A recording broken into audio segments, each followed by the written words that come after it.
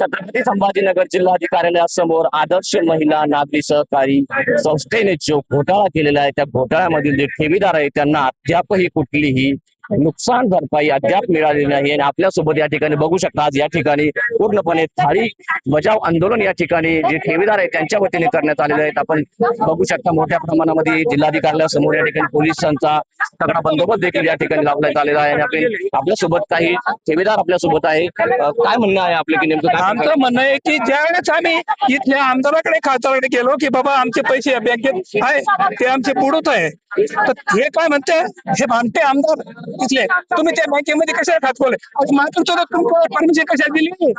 तुम्ही जर त्या बँकेला परमिशन दिली ती आज बँक उघडली असते का? आम्ही फसलो असतो का? मग हे या लोकांना अक्कल नाही का? आणि ह्या 5 आमदार खासदार आहे मंत्री हे काय करत्या नुसतं लोकांच्या चालवत तू फिरता का? आपली किती ठेवी माझी 5 लाख रुपये आज माझी नस दबलेली आहे, मला चालता येत नाही, 5 मिनिटाच्या वर मी चालू शकत नाही, माझे नाचवर घेऊन आला मला इथं।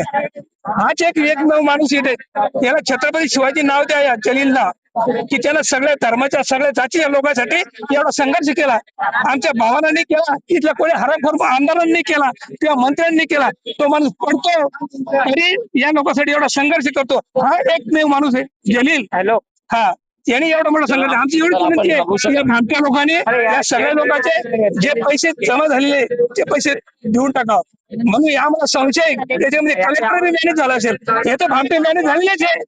आमदार लोक मान काढण्याच्या प्रापंचिका पैसा या भामट्या लोकांना जातो म्हणून हेच चूक राहतात।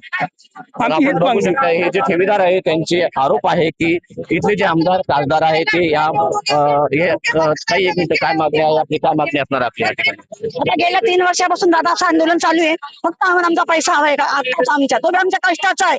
आमचा आता इथं जेवढे व्यक्ती बसले दादा त्यांनी 1-1 रुपया कष्टाने पैसा टाकलेला बँकेमध्ये, ठीक आहे झाली आमच्याकडून चुकी आम्ही मान्य करतो ना, पण 3 वर्ष दिले ना सरकारला, 3 वर्ष गोरगरिबांचा पैसा माझे 13 लाख रुपये आणि आज सरकारला गोरगरिबांचा पैसा देण्यासाठी एवढा वेळ लागतो तो विचार करा ना।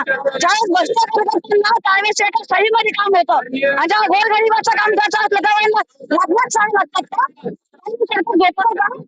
सांगतो ना आम्हाला काहीच लागत नाही, आम्हाला कोणती स्कीम नको काही नको, आम्ही समर्थ आहे आमच्यामध्ये 5 काम व्हायची, फक्त तुम्ही बँका तुमच्या एका त्यांनी ऑर्डर शिकून दाखवलं त्यांच्या प्रशासनानं घोटाळा केला आम्हाला वेगळं लागलं।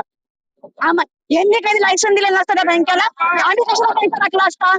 चुकी कोणाची आहे? सरकारची। आतापर्यंत किती वापस भेटले तुम्हाला तुमची ठेवी? काहीच नाही दादा, ज्यांना जे 50,000च्या खाली आहे 3 वर्षापासून 1 रुपया भेटला, हे काढून नाही म्हणे वरचे देऊ 11,000 येतात, 1 रुपया द्यायला नाही मिळाल्या ना, काय कार्ड कमी झालं काय आधार कार्डावर वय कमी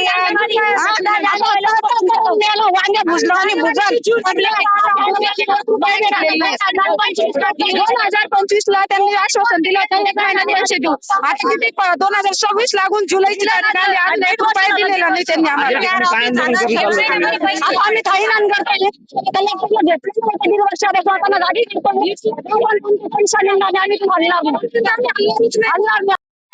बघू शकता या ठिकाणी छत्रपती संभाजीनगर जिल्हाधिकार्यालयासमोर या ठिकाणी जे ठेवीदार आहेत बचाव आंदोलन या ठिकाणी केलेलं आहे। महाराष्ट्रातील सोनी वैद्य छत्रपती संभाजीनगर।